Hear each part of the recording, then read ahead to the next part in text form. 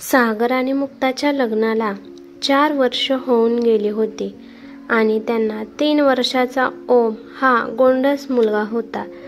तसे सागर आणि मुक्ता यांचे अरेंज मॅरेज, पण दोघांचे एकमेकांवर खूप प्रेम होते आणि दोघांचे छान पटायचे. सागर एका खाजगी कंपनीत कामाला होता.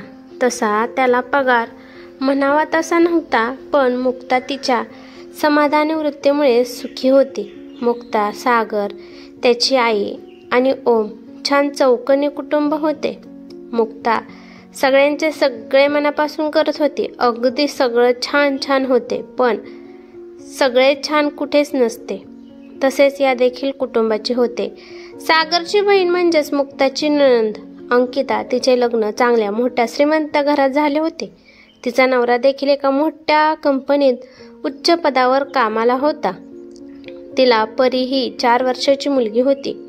तीही त्याच शहरात राहत असल्याने सतत माहेरी येऊन जाऊन असायची.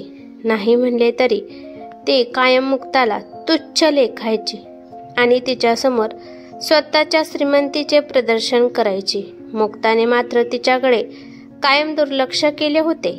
आज देखील ती परीला घेऊन असेच काहीतरी नवीन घेतलेली वस्तू दाखवायला आली होती. अंकिता म्हणाली की, हे बघ आई, यांनी मला सोन्याचा राणीहार केला आहे. छान आहे ना? तिने हार दाखवत विचारले. आई म्हणाली, हो, खूप सुंदर आहे आणि तुझ्या गळ्यात तर आणखीन शोभून दिसत आहे, त्या कौतुकाने म्हणाल्या. तिथेच दळण निवडत मुक्ता बसली होती. तिच्याकडे पाहून अंकिता म्हणाली, आज संध्याकाळचे जेवण उशिराच वाटतं. मी तर सरळ छोटी आट्टाचक्की घेतली बाई. कोणत्या गिरणे जाणार? नंबर लावा, झंझटच नको. वहिनी, हा राणीहार छान आहे ना ग? तिने मुद्दाम विचारले. याच्यावर मुक्ता म्हणाली, हो ताई, खूप छान आहे आणि गळ्यात तर एकदम छान तुमच्या दिसत आहे. मी लगेच दळण दळून घेऊन येते. तुम्ही काळजी करू नका. जेवायला उशीर नाही होणार ताई. आई, तेवढे ओमकडे लक्ष ठेवा. तो परीसोबत खेळत आहे. तरी पण लक्ष असू द्या. मी दळण घेऊन येते, ती म्हणाली आणि डब्बा घेऊन गेली. गिरणजवळ असली तरी तिथे बरीच गर्दी होती. तिला दळण घेऊन यायला उशीर झाला. ती आली तर ओम रडत हॉलमध्ये बसला होता. त्याच्या ओठाला लागले होते आणि तिथून रक्त देखील येत होते. मुक्ताचा जीव पोराला पाहून कळवळला. तिने डब्बा तिथेच ठेवून ओमला उचलून घेतले.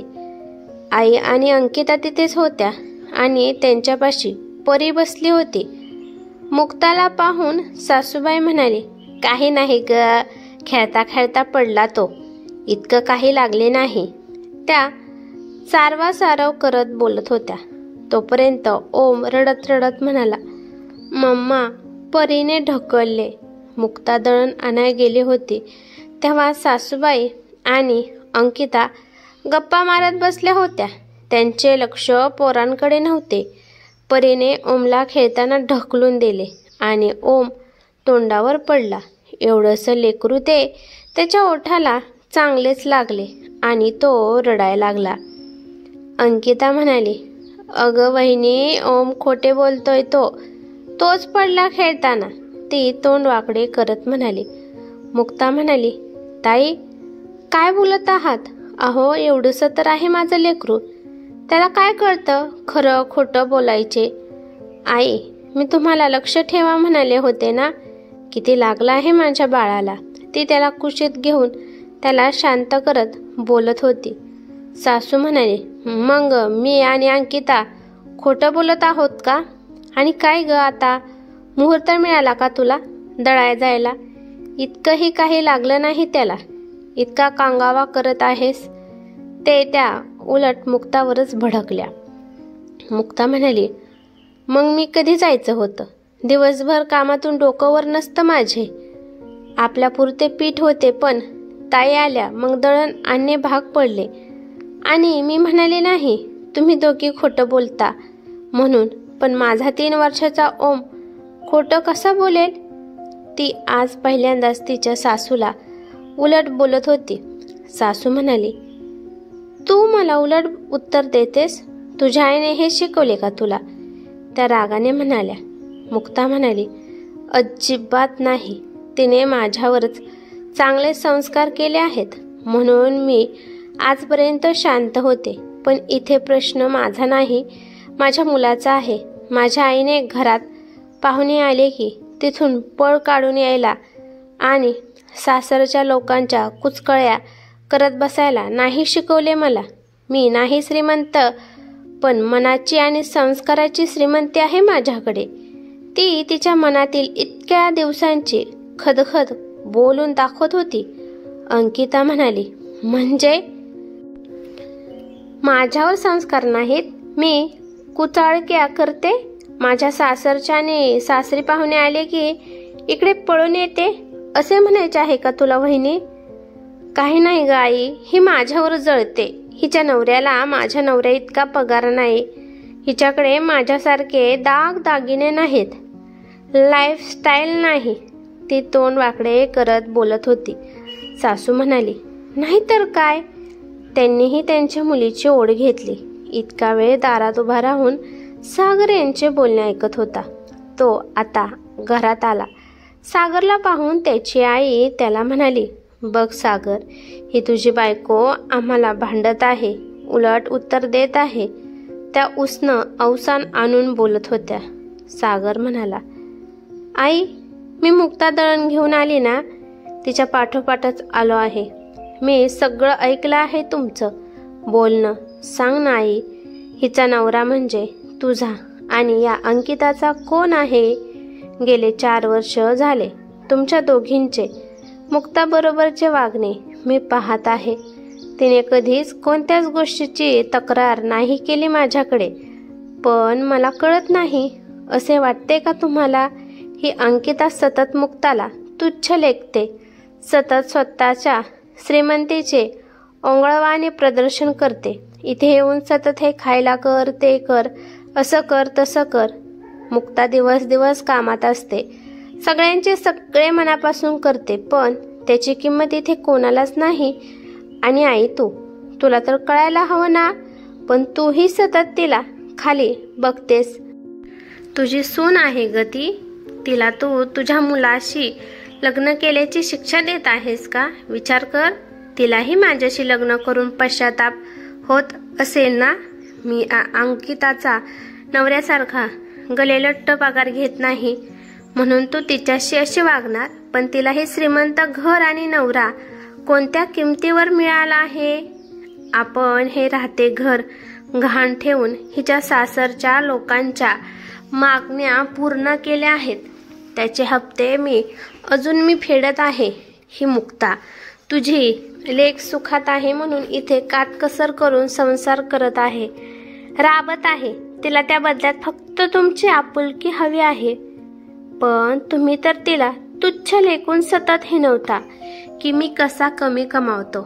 ती दळण आणायला स्वतःसाठी गेली नव्हती, तर आपल्या सगळ्यांसाठी गेली होती. तर तुला आई ओमकडे थोडे लक्ष देता आले नाही? कोण आहे तो? तुझा नातूस ना.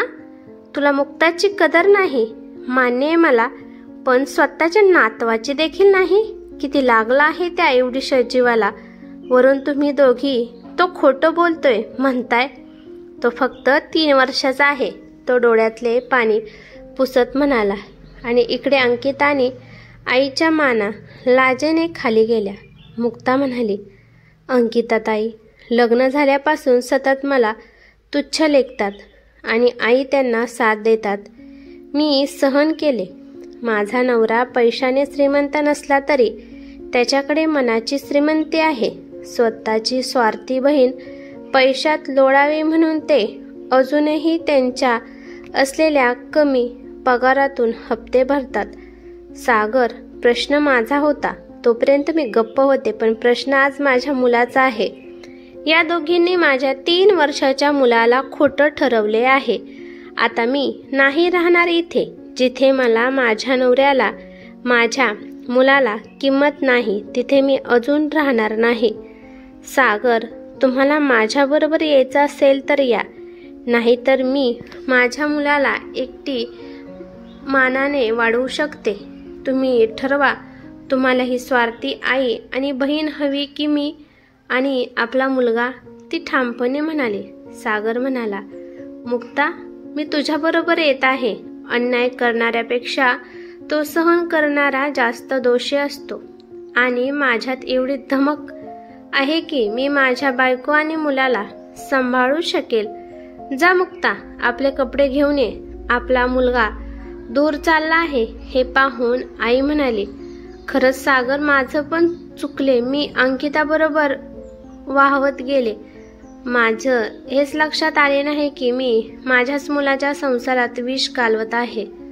सुनबाई, तू पण मला माफ कर, पण हे घर सोडून जाऊ नका तुम्ही दोघे, त्या रडत म्हणाल्या. अंकिता पण म्हणाली, माझंही चुकले दादा. मी माझ्या पैशाच्या घमंडीमुळे काय आणि कुणाशी वागते हेच कळत नव्हते. वहिनी प्लीज, तुम्ही नका जाऊ हे घर सोडून, तीही रडत बोलत होती. पण मुक्ता म्हणाली, नाही ताई, आता खूप उशीर झाला आहे. या सगळ्याला तुम्ही आणि आई आज जे माझ्या एवढीशा मुलाशी वागलात त्यामुळे तुम्ही आज माझ्या मनातून उतरला आहात का? माझा ओम तुमचा कोणी लागत नव्हता का? का तुम्ही त्याच्याशी असं वागलात? आई, पण मी माझे कर्तव्य विसरणार नाही. तुम्हाला 2 वेळेचा डबा वेळेवर मिळत राहील. सागर, ओमला उचलून घ्या, मी आलेच, असं म्हणून ते आत गेले आणि तिघांचे कपडे बॅगेत भरून घेऊन आले. सागरची आई आणि बहीण अंकिता मात्र त्यांच्या वागणुकीमुळे कायमच्या 3 नात्यांना मुकल्या होत्या. ही कथा कशी वाटली ते मला कमेंट करून नक्की सांगा. कथा आवडली तर लाईक शेअर नक्की करा आणि चॅनेलवरती नवीन असाल तर चॅनेलला सबस्क्राईब करा. धन्यवाद.